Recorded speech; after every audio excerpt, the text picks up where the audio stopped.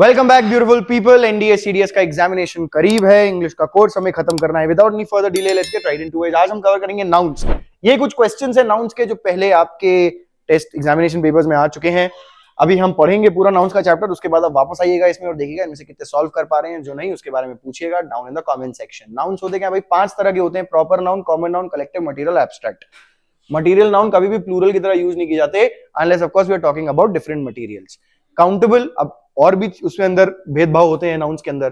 Countable uncountable भी हो सकते हैं। काउंटेबल जिनको गिना जा सके। अब कोई कुछ कहते हैं कि भाई किसी से पूछो स्टार्स काउंटेबल है कि अनकाउंटेबल नाउन है, आपको क्या लगता है स्टार्स क्या है? बताइए, काउंटेबल या अनकाउंटेबल नाउन्स? 3 सेकंड देता हूं मैं आपको। 3 2 1। बिल्कुल सही जवाब, काउंटेबल नाउन्स हैं स्टार्स। आपको भाई हम तो गिन नहीं सकते, क्यों नहीं गिन सकते? गिनो ना, 1 तारा, 2 तारा, 3 तारे, 4 तारे, 5 तारे, 1 स्टार, 2 स्टार्स, 3 स्टार्स, 4 स्टार्स। आप खत्म नहीं कर पाओगे अपनी गिनती, वो बात अलग है, पर गिन तो सकते हो ना। अब जैसे पानी है, पानी को नहीं गिन सकते आप। 1 पानी, 2 पानी, 3 पानी, 4 पानी, 5 पानी, नहीं।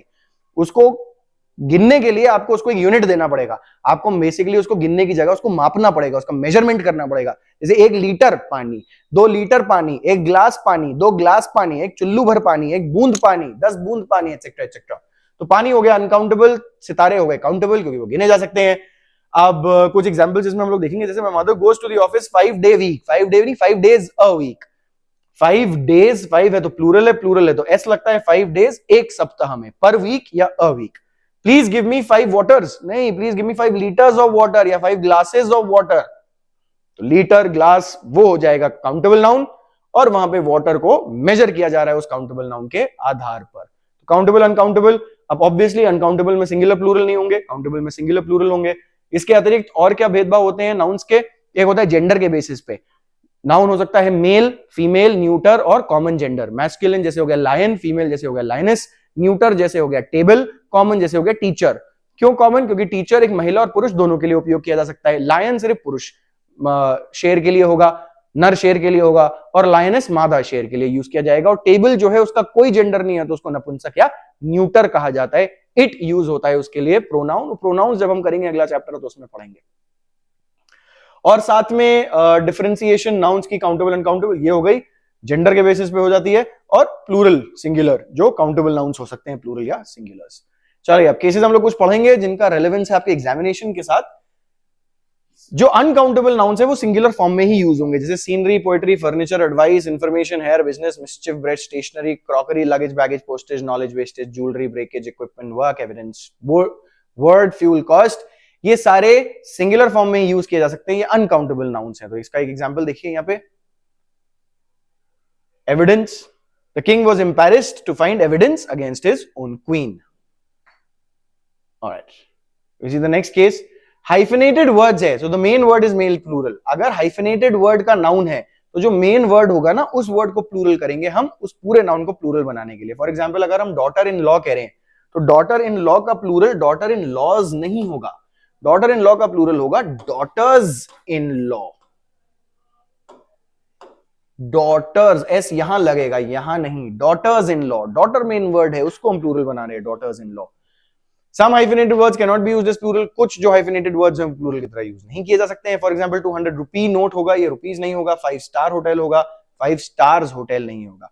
इसी प्रकार long distance, 5 year old, I am 5 years old is another thing. I am a 5 year old or I have a 5 year old, that's another thing. A 5 year old, there 5 year is used as an adjective completely as one word with hyphens, then it will not be considered plural. Long term, one dimensional, 2 dimensional, 3 dimensional, etc. Over the counter, word of mouth, all of these will not have plurals. Then collective nouns को हम लोग singular की तरह treat करते हैं अधिकांश रूप से। कलेक्टिव नाउन्स जो होंगे वो सिंगुलर होंगे, अनलेस ऑफ कोर्स हम उनको तोड़ रहे हैं, अंदर कह रहे हैं कि ये कलेक्टिव नाउन को हम एक से ज्यादा रूप में कंसिडर कर रहे हैं, क्योंकि उस जिस हिस्सों का वो बना है उन हिस्सों के बारे में हम अलग अलग बात कर रहे हैं। जैसे अगर हम पूरी झुंड की बात करें और एक ही साथ बात करें तो वो सिंगुलर हो जाएगा, पर अगर झुंड के मेंबर्स की हम बात कर रहे हैं अलग अलग रूप में तो वो कलेक्टिव नाउन को भी हम प्लूरल की तरह ट्रीट करेंगे। आगे देखते हैं कैसे। तो India is a country of linguistic and cultural diversity with multiple ethnic and social groups. अब मल्टीपल है तो multiple ethnic and social groups होंगे। क्यों? क्योंकि भाई कलेक्टिव नाउन बहुत ज्यादा है, एक से ज्यादा ग्रुप है।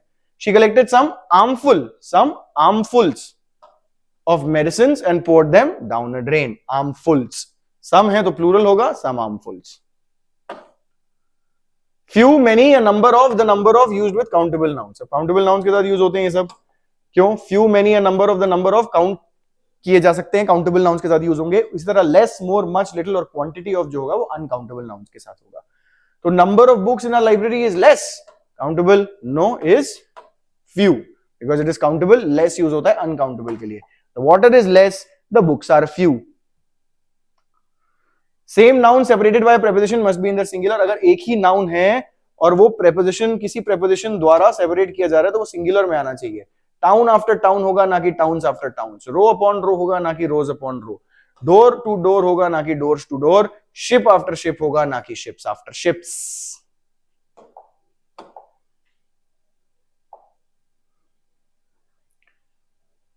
कुछ नाउन्स जो है हम गलत तरीके से यूज करते हैं। फॉर एग्जाम्पल कजन, ब्रदर या सिस्टर कहना गलत है।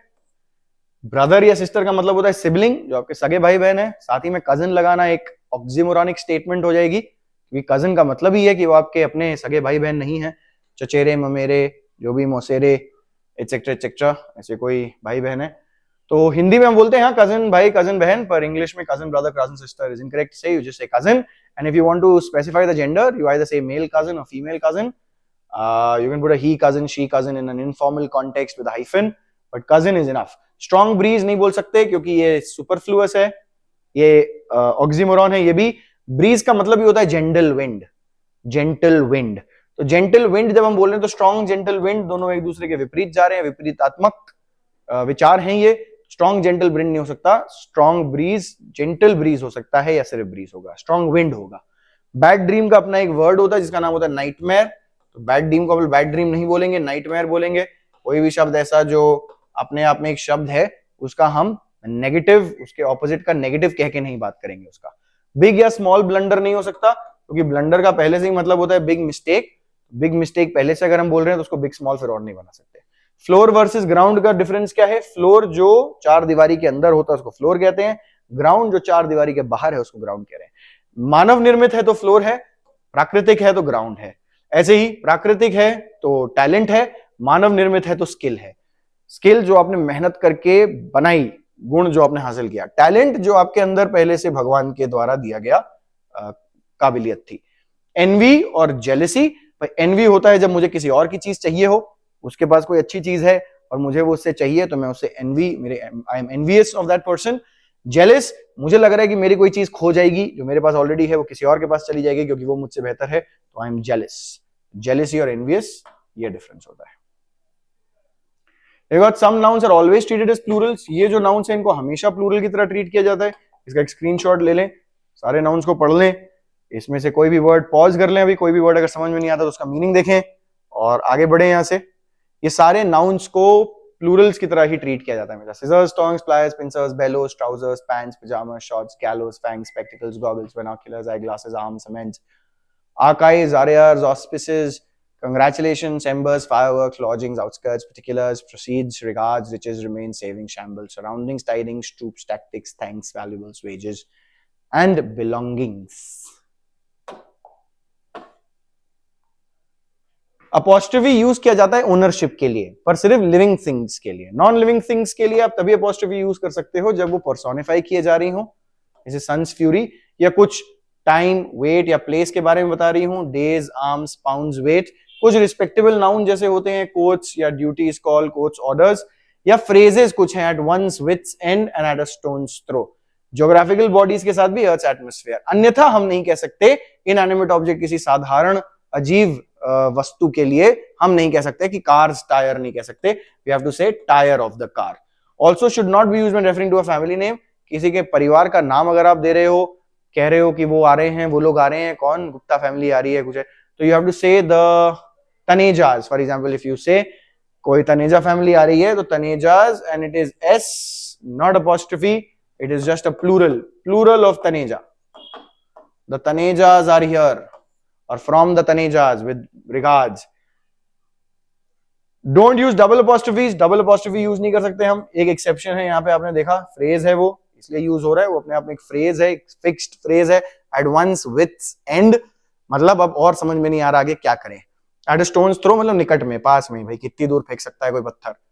तो my friend's mother's health is better now नहीं, health of my friend's mother, तो पहला वाला जो है उसको रहने देंगे, दूसरे वाला जो है उसको ऑफ कर देंगे. Health of my friend's mother is better now. Possessive pronouns apostrophe के साथ यूज नहीं होते हैं. Ours, yours, his, hers, its, theirs में अपोस्ट्रोफी नहीं लगता है. वंस में लगता है क्योंकि वन अपने आप में एक वर्ड है और उसका फिर वंस हो जाता है जब वो पोजेसिव के लिए यूज किया जा रहा है. तो India strength in its diversity, culture and the spirit of tolerance in its people. अब हमने देखा पोजेसिव जो एडजेक्टिव्स हैं उनमें अपोस्ट्रोफी नहीं लगता है, तो यहां अपोस्ट्रोफी नहीं लगेगा. इट्स पीपल ITS होगा. The greatest glory in life, इसमें पता करने के लिए कि लगना चाहिए कि नहीं लगना चाहिए, आप बस हमेशा इट इज, इट्स जो अपोस्ट्रोफी वाला एस है ना, ये कॉन्ट्रैक्शन है किसी का, किसका? इट इज का. तो इट इज का वो कॉन्ट्रैक्शन है, आप लगा के देख लीजिए इट इज वहां पे क्या. Bull it make sense? The spirit of tolerance in it is people. नहीं, it doesn't make any sense. It's people, अपने people. The greatest glory in life is to be able to realize one's dream. यहाँ once में हमने अभी देखा apostrophe लगेगा, यहाँ apostrophe वाला आएगा ये. And ambitions without trampling on those of others. To be able to manage one's anger, same apostrophe, is a reflection of an individual's psychological maturity. In 1989, the government did an about face and Iran restored its, again, its family. It is family, nahi, its family. Now some noun look plural but are treated as singulars. कुछ noun ऐसे हैं जो लगते तो हैं कि plural है पर उनको treat किया जाता है singular की तरह से. News, innings, politics, summons. Summons का मतलब होता है कोर्ट ऑर्डर पेश होने के लिए, इसका पॉजिटिव होता है summonses. Physics, economics, summon एक और होता है, summon एक verb भी होता है, किसी को बुलाना, to summon someone, तो उसका थर्ड पर्सन सिंगुलर फॉर्म हो जाएगा summons. बट summons अपने आप में एक रिटन ऑर्डर होता है कोर्ट का, उसके सामने अपने आप को पेश करने का जो ऑर्डर है उसको भी summons कहते हैं. तो समन्स का प्लूरल फिर एक और बनता है summonses. Physics, economics, ethics, mathematics, mumps, measles, rickets, shingles, billiards, ethics, athletics, all of these are treated as singulars. No news is good news. Politics is a dirty game. Economics is an interesting subject. Ethics demands honesty. Demands third person singular है तो third person singular form simple present में third person singular form का verb चढ़ेगा. Adjectives used as noun है, कभी-कभी adjectives को हम लोग noun की तरह यूज कर सकते हैं. Ones यहाँ पे हम लोग समझेंगे, without apostrophe ones जो होता है वो क्या होता है. Alright. So adjectives used as noun, plural, as a class of people: the rich, the poor, the wicked, the righteous, the cautious, the reckless, the strong, the meek, the means, the rich ones. The rich ones, ONES, लोग. So अमीर लोग, the poor ones, वो apostrophe s के बिना वाला ones है, वो अलग चीज है. The rich ones, the poor ones, the wicked ones, that is what it means. So when I use an adjective, rich, poor, wicked, as a class of people, the rich, I mean all the rich people, the poor, all the poor people, the reckless, all the reckless people, the strong, all the strong people. Singular as an abstract quality, अब singular की तरह कैसे? एक abstract quality के रूप में. The future, हम भविष्य की बात कर रहे हैं. The past, the bad in someone. यहाँ पे the bad मतलब the bad people नहीं कह रहे हैं. The bad in someone, कि किसी के अंदर की बुराई के बारे में बात कर रहे हैं, हम किसी बुराई के बारे में बात कर रहे हैं, बुरे लोगों की बात नहीं कर रहे. The bad दो मतलब हो सकते हैं, प्लूरल में भी जा सकता है, सिंगुलर में भी जा सकता है. The bad मतलब एक तो बुराई और the bad मतलब बुरे लोग. So both could come, the good, the bad and the ugly. So proper nouns both के ग्रुप में, और ये भी आ रहा है from proper nouns. Indians, Canadians, Australians, ये सिंगुलर भी हो सकता है, प्लूरल भी हो सकता है. proper adjectives कहते हैं इनको. Denoting persons, junior, senior, mortal, inferior, ये भी दोनों सिंगुलर प्लूरल में आ सकते हैं. Denoting things in general, secret, total, liquid, solid, valuable, ये भी दोनों में आ सकते हैं. तो ये adjectives हैं जो nouns की तरह उपयोग किए जा रहे हैं.